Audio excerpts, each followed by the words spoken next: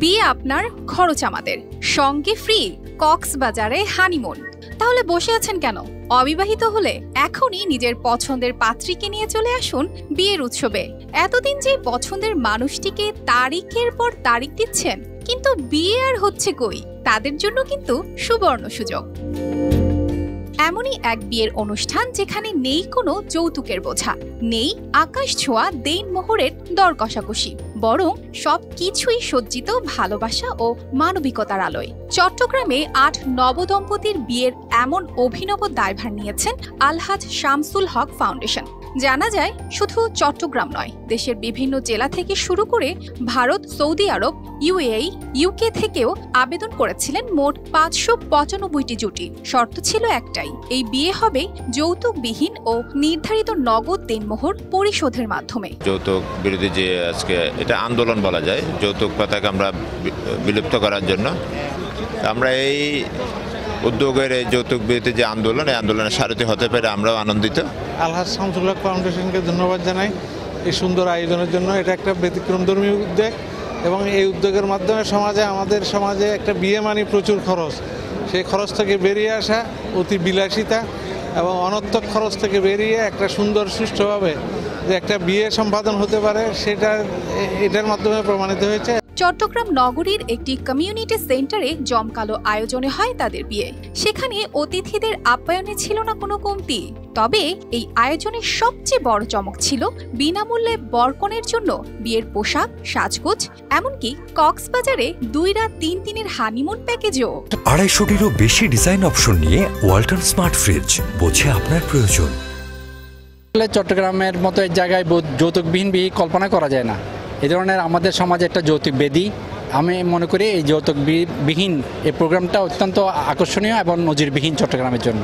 শামসুল হক foundation যে বিয়ের আয়োজন করছে তা অত্যন্ত প্রশংসনীয় এবং অত্যন্ত আনন্দের বিষয়, এবং এটা আমি চিন্তাও করতে পারি না যে চট্টগ্রামের মতো অঞ্চলে যৌতুকবিহীন বাবা এবং মায়ের কোনো রকমের অর্থনৈতিক ক্ষতি ছাড়া একটা বিয়ে সম্পন্ন হয়। বিয়ের স্টেজে বসা বরকনে আর তাদের পাশে দাঁড়িয়ে থাকা তাদের অভিভাবকদের মুখে ছিল তৃপ্তির হাসি। দীর্ঘদিন ধরে আর্থিক সংকটে থাকা এই পরিবারগুলো আজ পেল এক নতুন শুরুর স্বপ্ন। এই অনুষ্ঠানে যোগ দেওয়া বরকনেরা জানালেন, এমন আয়োজনে অংশ নিতে পেরে তারা ভীষণ আনন্দিত। এটা অনেক ভালো যে যৌতুক নেওয়া হচ্ছে না, তারপর দেড়মোহরের যে টাকা এটা কমের মধ্যে হচ্ছে। এই ফাউন্ডেশন যে উদ্যোগটা নিয়েছে, এই উদ্যোগটা সব জায়গায় হওয়া উচিত। কেন হওয়া উচিত বলছি, কারণ বর্তমান সমাজে গুনাহের পরিমাণটা বেড়ে গেছে। গুনাহের পরিমাণটা বেড়ে যাওয়ার কারণটা হচ্ছে বিয়েকে কঠিন করা হয়েছে। তো কথা আছে কি, বিয়ে যদি সহজ হয় তাহলে গুনাহ করা কঠিন হয়ে যাবে। এখন আমাদের সমাজে গুনাহ করা সহজ হয়ে গেছে, বিয়ে করা কঠিন হয়ে গেছে। প্রায় 1250 অতিথির উপস্থিতিতে দিনব্যাপী এই বিয়ের অনুষ্ঠান একটি বড় উৎসবে পরিণত হয়।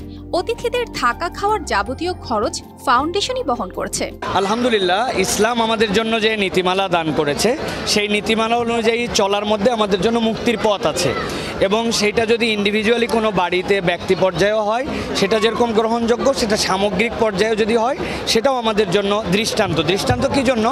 আমরা যে কোনো ভালো কাজ করার ক্ষেত্রে রাসূল সাল্লাল্লাহু আলাইহি ওয়াসাল্লামের নির্দেশনা হচ্ছে আদ-দাল্লু আলাল খাইরি কাফাইলিহি, যদি কেউ কল্যাণের কোনো পথ দেখায় তাহলে সেই পথের অনুগামীরা তার সওয়াব পাবে। আয়োজকরা জানান, এত বিশাল সাড়া পাবেন তারা ভাবেননি। ভবিষ্যতে দেশের অন্যান্য জেলাতেও এমন আয়োজন করার পরিকল্পনা রয়েছে তাদের। বাংলাদেশের প্রত্যন্ত অঞ্চলে ঘুরে বেড়ায় মানবিক কাজ নিয়ে এখানে দেখেছি যৌতুক শুধুমাত্র চট্টগ্রাম নয়, চট্টগ্রাম, সিলেট সব বাংলাদেশের অনেক প্রত্যন্ত অঞ্চলে যৌতুকের একটা কুপ্রথা ছড়িয়ে আছে। এবং মৌরানা আমার নামে বলে 10 লাখ, 20 লাখ, 30 লাখ আদায় করার বেলায় নাই, যেটা ইসলামের শরীয়তে কোনোভাবে জায়েজ নয়। 1 ডজন দম্পতি 24টা বরকনের বিয়ে দিব, কিন্তু শেষ পর্যন্ত এসে টিকেছে 8টা দম্পতি 16 জন বরকনের আজকে বিয়ে কেনা হচ্ছে। আলহামদুলিল্লাহ। এখনো বসে আছেন? সময় কিন্তু থেমে থাকবে না।